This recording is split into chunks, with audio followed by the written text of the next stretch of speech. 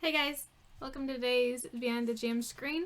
I'm Sarah, and I am the director of Wayfarers League, and right now I am currently building out a campaign for my crew that just went through a Waterdeep Dragon Heist. Thanks, Rob. And Sam and I talked about last time, getting some ideas for this next section that they're going into. And so, Sam might join me at some point. I'm not sure. Send him a message. We'll see.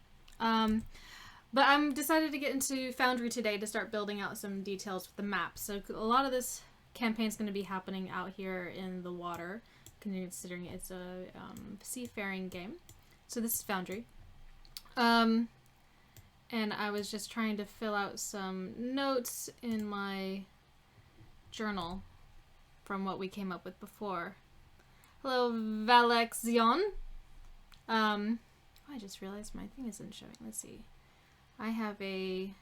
We have a subscription gold thing going, and it's not showing up. Let me bring it back up. There it is. So we have, we want to reach 20 subscribers on our Twitch channel, and an easy way to subscribe to us is by using your Prime account. You can do it for free for the month. And we want to reach 20, and once we reach 20, we'll do a special online, one shot. We will stream something pretty cool. Potentially with a very infamous character named Flourish.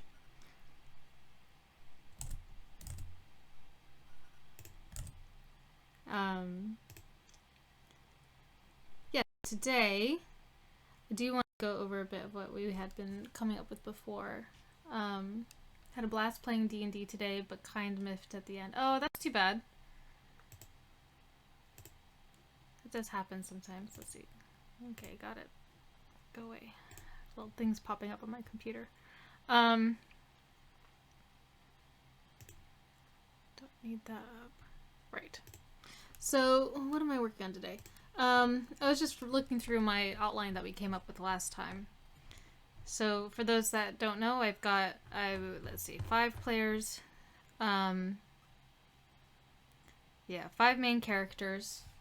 And then we have one character that is dropping out because they moved. And we're moving back to being in person. So I'm going to be taking her character and turning them into an NPC. And yes. If you have any questions, I'm just going to start going forward with it because I do need to build out some more of this. Some of the characters are going to have visions from their gods and patrons and what have you. What I wanted to start building out was locations on the map. So I'm not going to talk too much about where they're starting in the campaign. I'm moving on. One area that we're going to be using is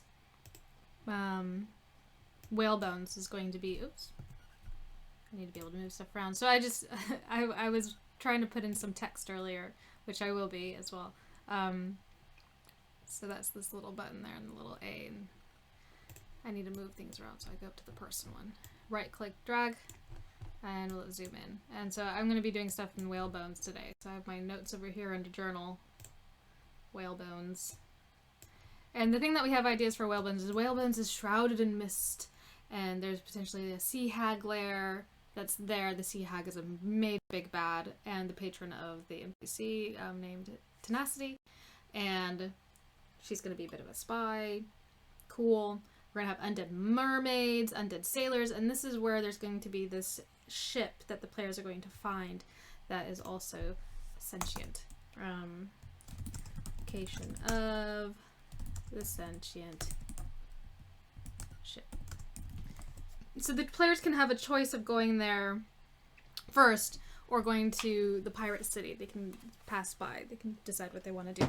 I like the idea of them having this really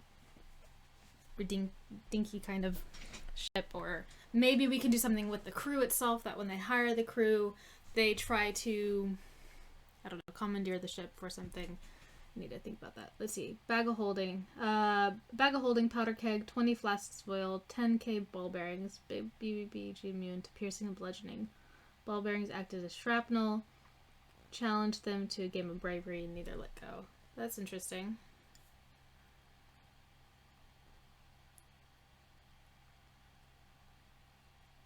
Immune to piercing and bludgeoning. Does that really work though? Because essentially the bag of holding is another dimension, and so I mean, if your DM said cool, then have fun. I mean, that's very creative. 20 flasks of oil. Because the only way to get everything out of the bag of holding is to turn it inside out. Anyway. You can continue telling the story. I'm interested to see how that turned out for you. Let's see. Okay, so the sentient ship is going to be somewhere in here. There's a lot of layers that we've started building into this. So maybe we should work out this ship. The ship itself. Let's see. These notes about the ship. I'll copy them over. Stop. Copy.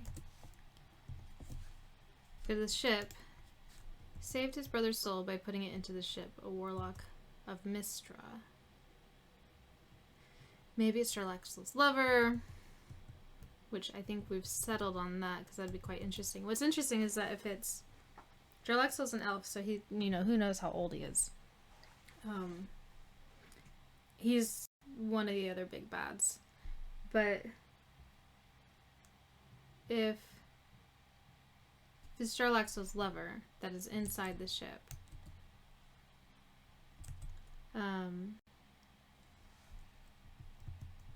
saved his brother's soul by putting it into the ship. Okay. I don't know if we have the history of that. Let's check out the history and see if I have any notes about that. I don't think I do. Because we'd come up with that idea towards the end. So one of the main drives, it's very like Anakin Skywalker actually, that he wants to save his lover's soul. He wants to bring her back to life. And so he thinks she's dead. When in reality, her soul is actually in this ship. And I think that happened because of the sea hag. Grandmother Tia. So let's see. The ship, I'm just going to say yes, it's his lover's soul. Because I like this idea of this entire, like this story that's happening behind the scenes, this quarrel between the sea hag just trying to ruin everyone's lives. Because they get their jollies out of that. So I think she's quite tickled in trying to help Jarlaxle achieve this goal of saving his lover and bringing her back to life when she already knows it's not possible. It's quite devious. Need to change it. Charge it up every day. Oh, the ship. Right, the ship needs to be charged up every day to work. Because it loses its oomph. And it does that by using the sword or charged item. There's a key, and they have to use the sword. Cheeky. There's gonna be horrible jokes made, probably. Charge it up.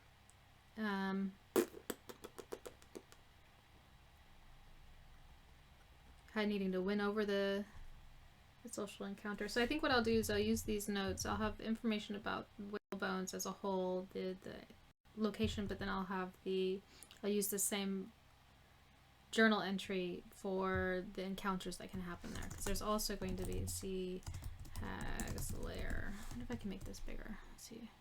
Let's check out to see what does that do? No. Paragraph. Here we go. Headings. Change that to heading that. I'm going to change. Oh, cool. It makes a little line. Nice. Sea Hag's lair / Grandmother Tia. do this differently. Grandmother Tia's lair. Sea hag. She's going to be very powerful. And I think she's probably going to be part of, there we go. Cool. I just hit enter and it went down to the paragraph section. Nice. This is the first time I'm really using the journal section of this. Okay, so whale bones. I don't need to stop off in whale bones because that's their decision. Whale bones is shrouded in mist. A collection of small islands populated by... What kind of monsters are here? We've got giant frogs for sure. Frogs. If I can spell, giant lizards.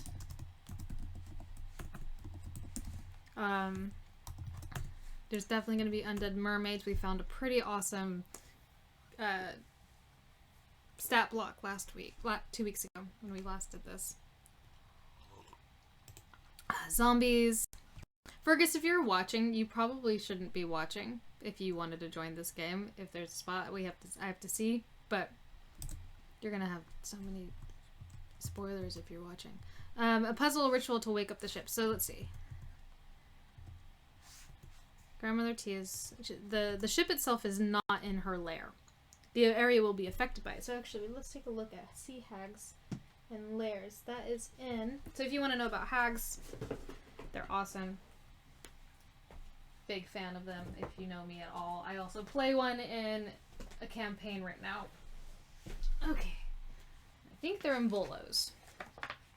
Good old sea hags. Because it has a whole section about hags as well. That's Yonti's. Is it in this one? Maybe it's in a different one. I get confused what's where. Monster lore. A section about beholders. I've never really used beholder. Goblins. Hags. Here we go. So they should have a section about hag covens, sea hags, live underwater or on the shore, favoring bleak and despoiled places. So this place is definitely going to be that. Let's see. They're emaciated, tall, short, frail, large bone. Oh, but I might be done.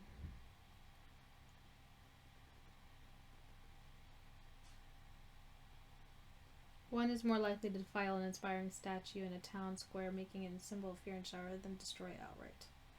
See that? They want to change things. I want to know about area of effects. Here you go, layers.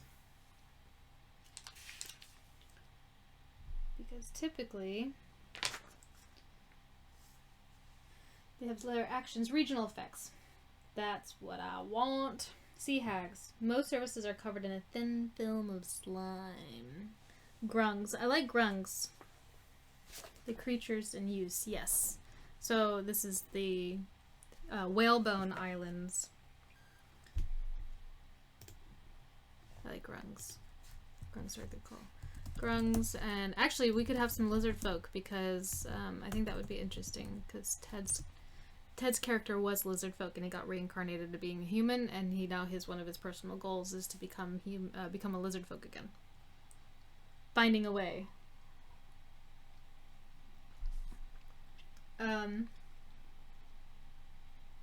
So everything is slick and slimy, so there's going to be probably some dexterity checks to try to maintain footing on most surfaces. Currents and tides are exceptionally strong and treacherous.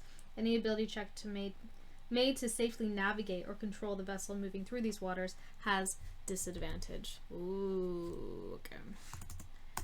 I'll make a note of that. Navigating through the waters. Disadvantage. Collections not populated by. Okay.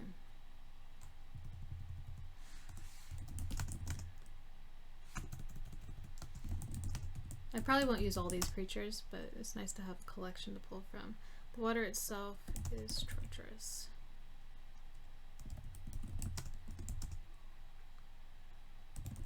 And turbulent.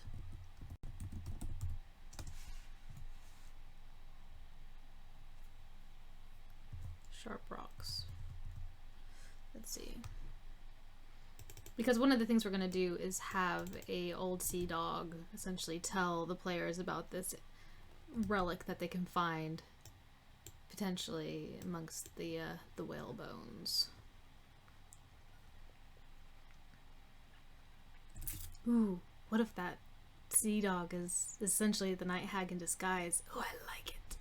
She'd have to be a she, I think, because they can transform into female versions. Sounds like a side quest opportunity to throw the lizard folk can change Ted back. I don't think they would be able to, because they would need to be very powerful. It's to change someone back would need essentially a wish spell, which is a 9th level spell ability, and so they would be very, very, very, very. I mean, they could be very powerful. That would be interesting. It's definitely a side quest that we need to design for Ted. I'd like it to be a bit harder. I want it to be harder just so that it's really satisfying when it's accomplished. But yeah. Let's see, the currents, oh yes. Disadvantage, and the shores are littered with dead, rotting fish. The hag can sense when one of his fish is handled and cause it to speak with her voice.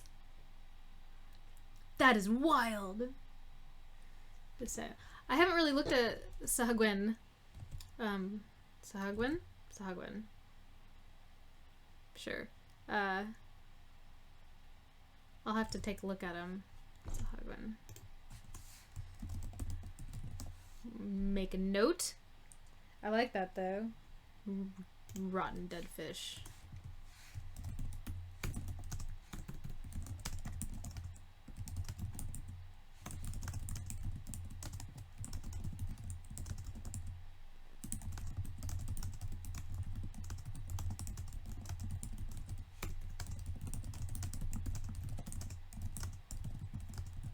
I'm definitely going to use that at some point. That's amazing. Yeah, it has a whole bunch of menus and pets for hags. Really, you could probably use whatever. They're fae, they collect. Actually, maybe I'll do a version of Tabaxi, because the thing with this hag is that she's like a crazy old cat lady. That was the concept for her, which is why the Tabaxi is one of her warlocks. And so there could be maybe some Tabaxi-like creatures. Maybe even the mermaids are Tabaxi mermaids. Catfish! The underwater Aboleth is also an amazing enemy. Can play them subversively cerebral as an opponent, considering they're giant fish blobs. Yeah. Aboleths are like meerkat. I see what you did there. Is that? Let's see. Yeah, cool. Undead mermaids, undead sailors. Undead mercats. I don't know why, I really like that idea. I think that's funny. Not all cats hate water. A lot do. Obelisk. I like the idea of an obelisk kind of being at odds with Grandmother Tia. Obelisk.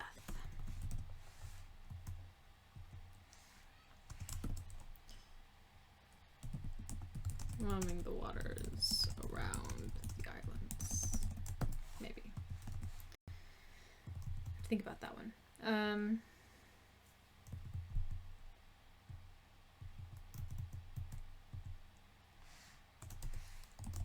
Any of these could be zombies. Who doesn't love zombie sailors, right?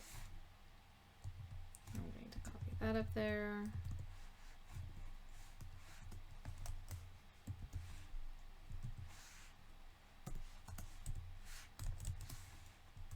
And then I need to build out the puzzle. So water itself is treacherous and turbulent. Navigating there would be, I want to bold that so I don't miss it. Will let me? Control B. Hey, there. Control B to bold. Alright.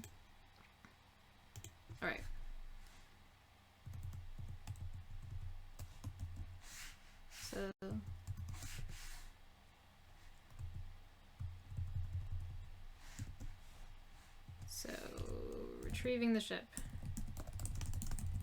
will be an encounter. Let's change that into a heading. I like heading 2. It's not too big. So the ship itself, I want it underground, I think. Or maybe it's inside a big watery cavern. But they need to be able to get it out of there. So it's probably just underwater so they can actually come up.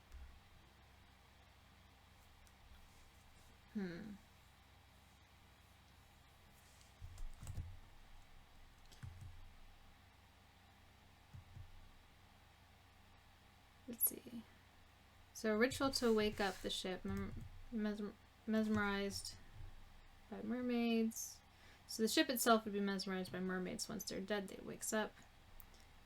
Okay.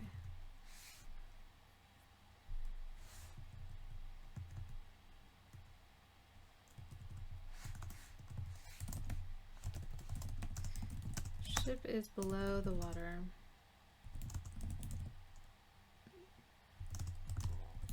So in the heart of the islands. Let's take a look at it. Keep tabbing out. I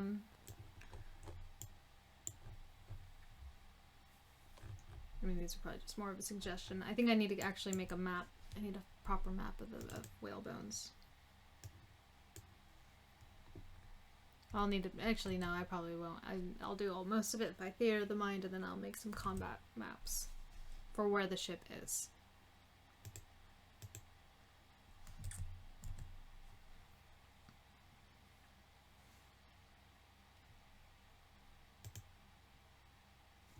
Yeah.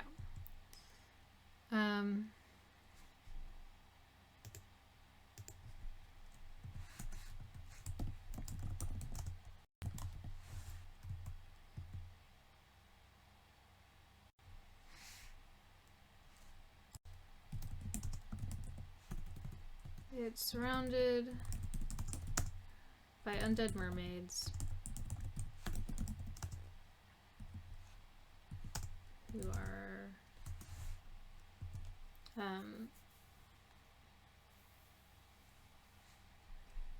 who are protecting it, essentially, keeping it, or protecting it from thieves. If I can spell. Apparently I can't spell.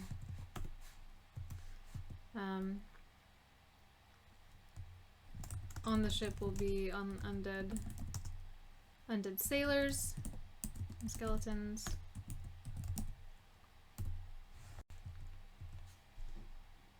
I like bullet points.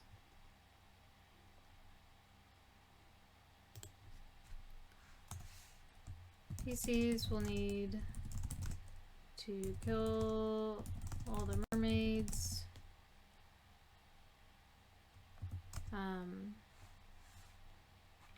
Need be there could also be a ghost. Big old giant undead adventure. Pieces of the killer mermaid, and on the ship in the captain's quarters is wait, what is it? A wall blocking the exit that had to be done away with somehow. Explosives made the water has been drained, and they have to find a way to flood the cavern again. Well, that would be interesting.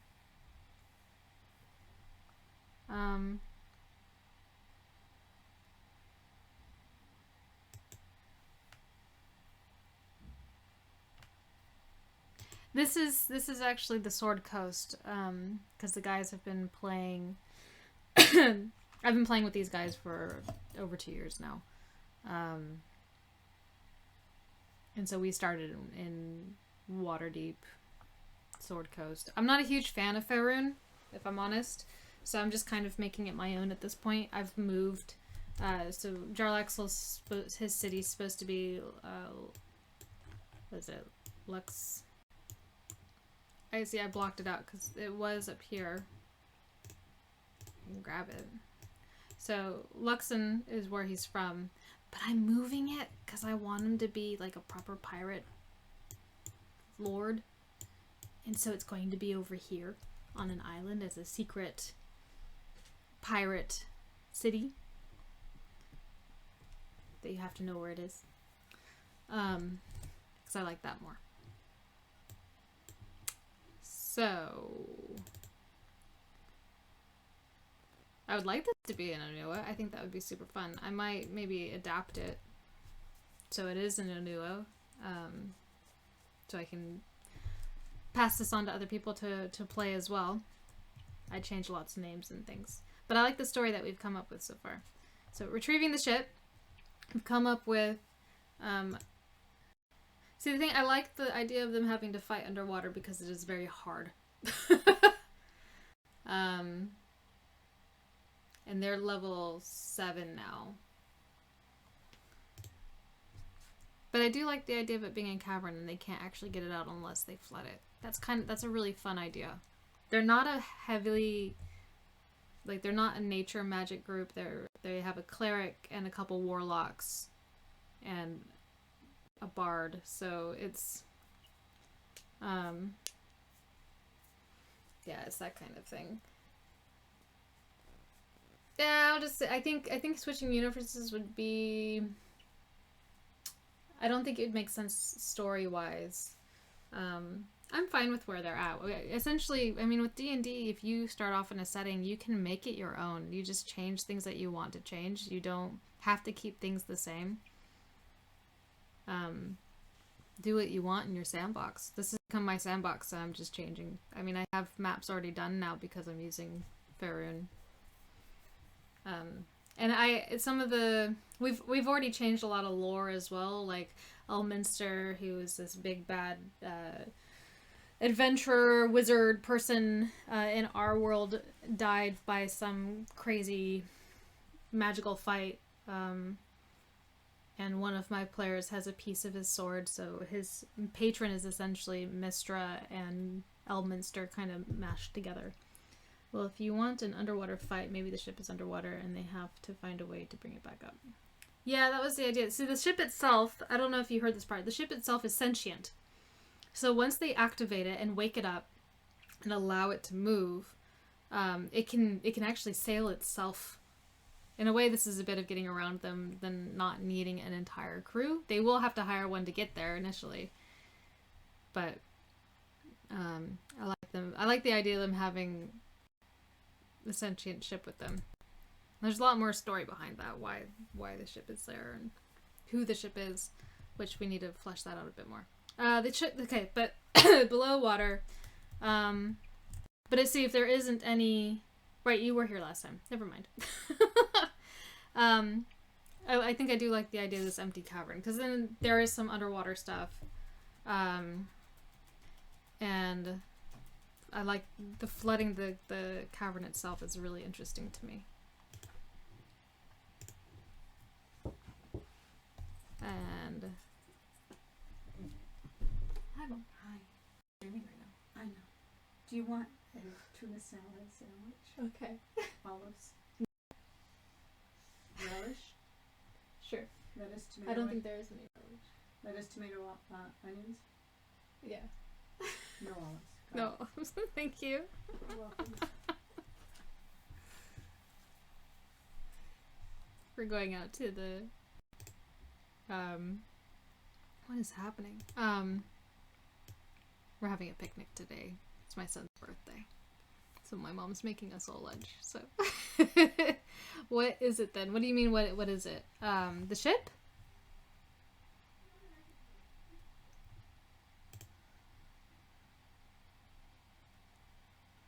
Surrounded by it. Oh, okay, so on the ship, the captain in the captain quarters is a place for a key. Key of sorts. The captain had a magical sword that allowed the ship to absorb magic from the weave, which gave it strength to move. Maybe there could be a submerged area of the ship that is inaccessible that contains whatever it is that makes the ship sentient. I think the idea was that part of it is the mermaids enchanted it, or mesmerized the soul of the ship to keeping it from being able to move. I like the idea of it being submerged. I like it not actually being able to move anywhere because it is landlocked to a certain extent. But then there needs to be undead mermaids, so what am I talking about? It needs to be underwater. Because I want the bad guys, I want these villains to be, I want the minions to be undead mermaids. Right. They still need to bring it up. You can't just have the ship go up without any help. So that'll be a trick in of itself.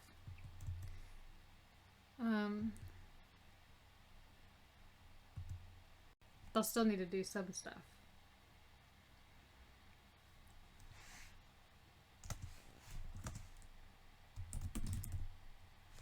But Selimir will be able to use his hexblade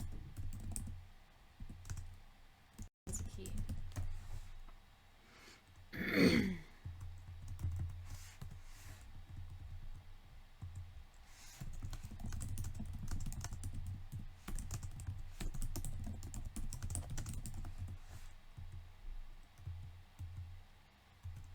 So the way that players can discover these things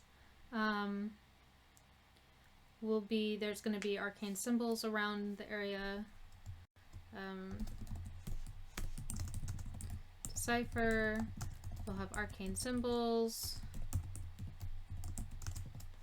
which they can find out with a investigation, Arcana, or investigation check.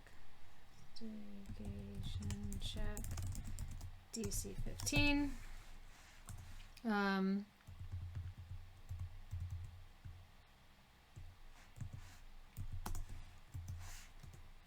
Also, they could also find out other ways to lift it from below without waking it up. It's still a sailing ship. Creepy mermaids. I hate it. Yes, it'll be good.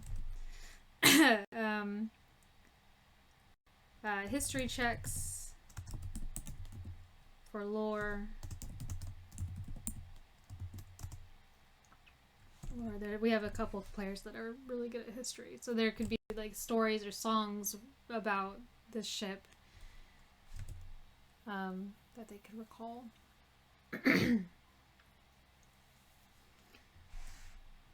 But they could also see remnants of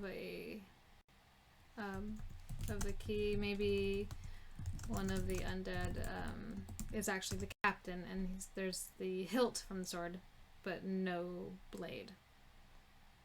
So it had been destroyed. The original sword.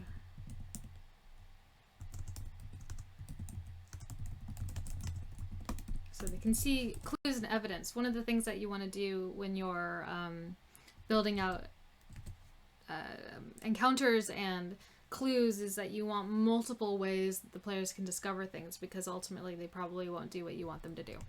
And so you have multiple angles that they'll be able to discover things, that you can give them the hooks Just naturally. If it is submerged, maybe it is on some sort of platform that they could use to raise it back up.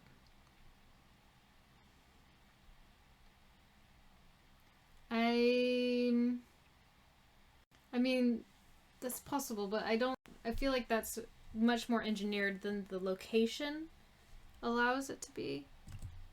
But those are all different methods that if the players come up with something like that, then I'll work with them with the story. That's for the players to decide. I'm going to say it's like the ship is submerged. These are the different things, and then they can figure out how they want to do it. That's the part of the story I don't need to worry about. They can figure out how they want to fix the problem. I just give them the problem. I think that's pretty okay. I think we need to come up with some treasure now for this as well, besides the ship. If you have a sentient ship, there's probably going to be some pretty sweet treasure on it. There'll be gold. Gold and jewels. I have to think if there's any magic items.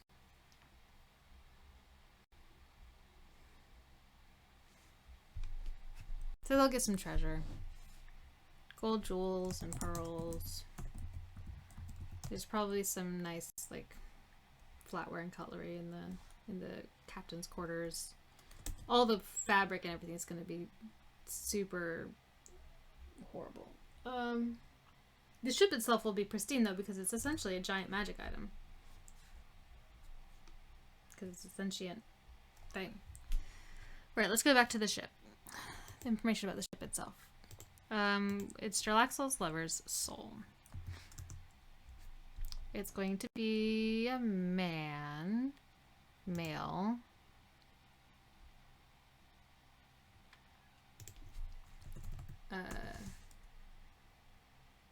It needs to be charged up every day during a long rest.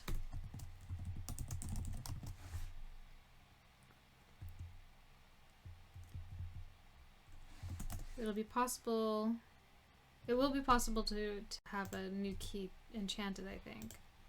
Let's save. So I don't lose anything that I've been working on. There we go.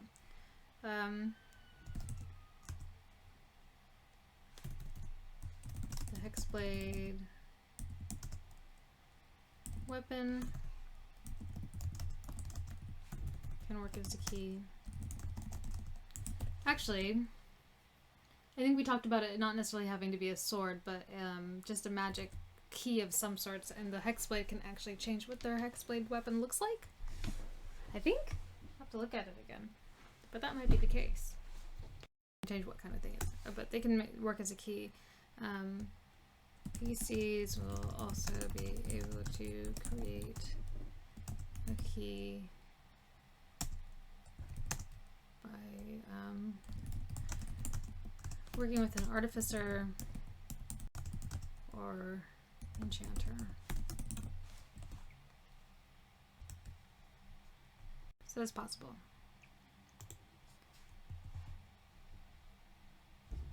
Right, they will need to win over the ship.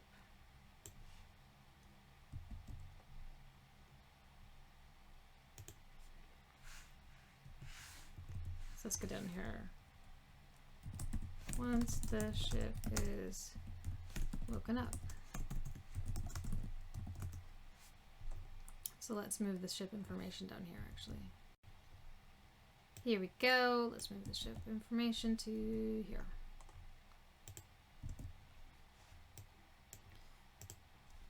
Let's see. Headings. What's heading 3? Okay. I just want to underline it.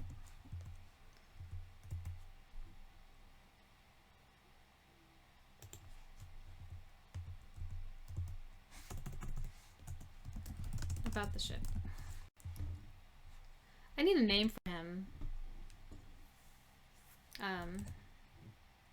Oh, right. We had a whole nother section about this where we need to put in on the ship. They'll need to do that. PCs will need to raise the ship somehow. At least assisting. Which could be it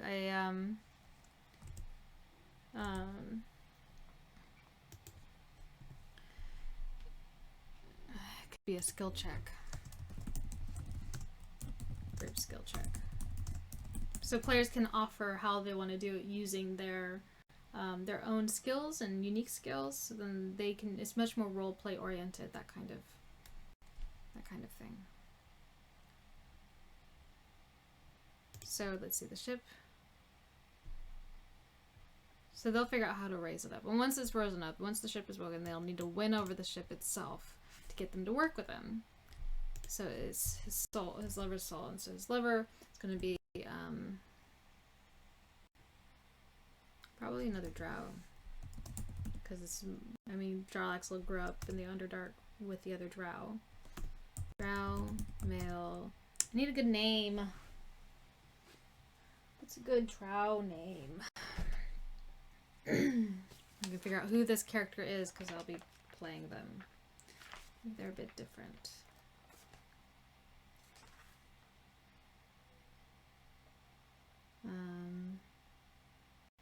Some good Greek names. Castor. Cepheus. Let's see. Is there a drow section? Should be. Elf. Probably just general elf names, huh? Elf, male, adult.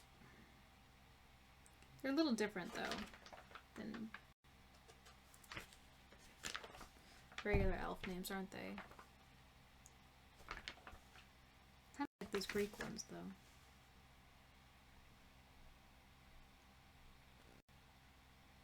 Deimos. So anybody saying anything, I'm going to click back over. Ildanthor. It's kind of fun.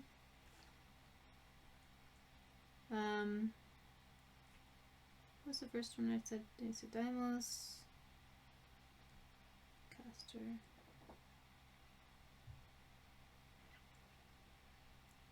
Ildanthor. I like to avoid too many apostrophes when I'm coming up with fantasy names because I feel like it's too easy to fall into that trope of apostrophes everywhere. So as a general personal choice, I like to limit that a fair bit. I don't like using them too much.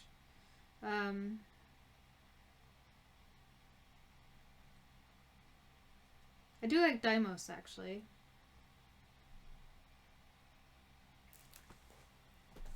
I'll pencil it in. Deimos.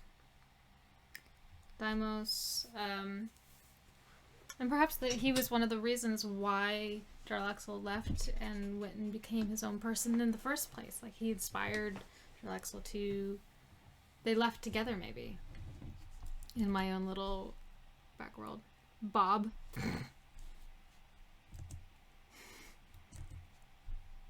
Ridiculous. That's a very good name for a ship, Brad.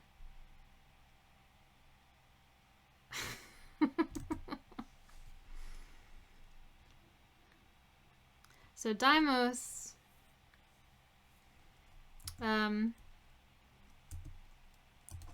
think he was a sailor too. There's, you know, why would he be on a ship? Why would his soul be put into a ship? Sailor, maybe he made a deal with the sea hag, but forgot. How did he get into the ship? Did I write that? Let me check my notes to see if I wrote it down somewhere, that we came up with something.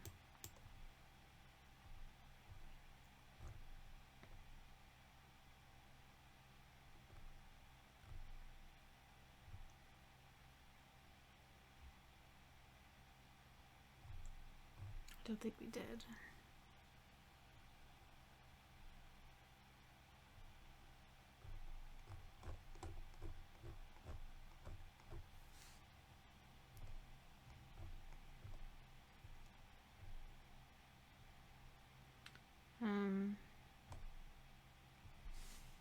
Yeah. But I think one of the things that's happened is that he's been in the ship for so long that he's forgotten a lot of memories. That's right. That's what it was. That there's a lot of memories that have been lost, and he will have. The ship itself has to find his own lost love, and he'll have flashbacks and dreams. And while the longer that a character is on the ship, the stronger the dreams become. So the ship itself has its own area of effect.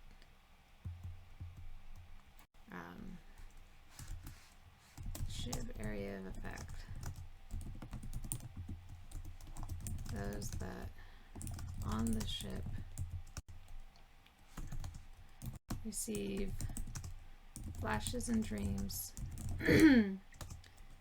with the ship's memories. Dreams getting stronger the longer they're on the ship. Yeah, that's fun.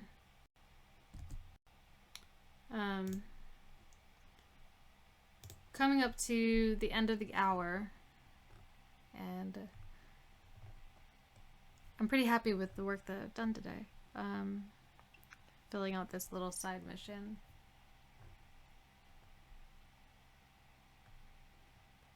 Daimos. Sailor. Maybe he made a deal with the sea hag. I'll have to figure that out. How did he get in the ship in the first place?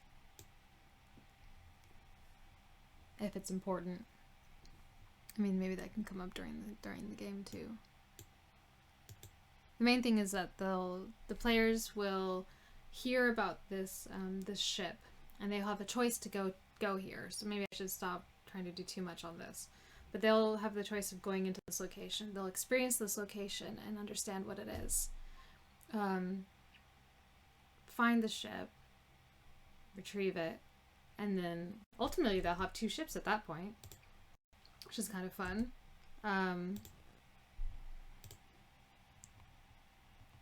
War Master Horse's ship, the Vengeful Spirit, feels very apt for this. Oh, I'm not familiar with that. I will write that down, and I will have a look. But I think next time, what am I going to be working on? I don't know. I'll figure it out. Probably move on to the next and flesh out the pirate city a bit more. Luxon. Anyway. Luskin. That's what it's called. It's right there. I have it written down. But thanks, guys, for joining me today. And I will be back in 2 weeks with another Games Masters chat. This Tuesday is the Homebrew Lab. I think, what are we making this week? We just did a setting. We might be doing our new one. No, we just did. I don't know. It's on the schedule. If you go to our website, wayfarersleague.com, we have a Twitch TV section that has all the details about all the shows that we do. This afternoon I'm supposed to be doing GM's chat, which probably won't be happening because it is my son's birthday, so I'm going to be doing lots of family time today. But we'll be back on Tuesday, and Everchosen will be back on Friday. We had some technical issues this last week. So you'll be able to check this last week's episode on YouTube this week. I will be putting that up probably Monday or Tuesday. Maybe. I'll put it up this week. Otherwise, you can come join us. We have a Discord server with awesome people. All the details can be found on our website, wayfarersleague.com, including we have merchandise that you can, if you feel like you want a t-shirt or a snazzy water bottle like I do. They're really nice, actually.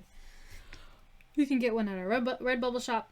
You have all sorts of stuff going on. So come join us. There's a link to our Discord server there, and you can come and join us in games. The events page has a lot of games happening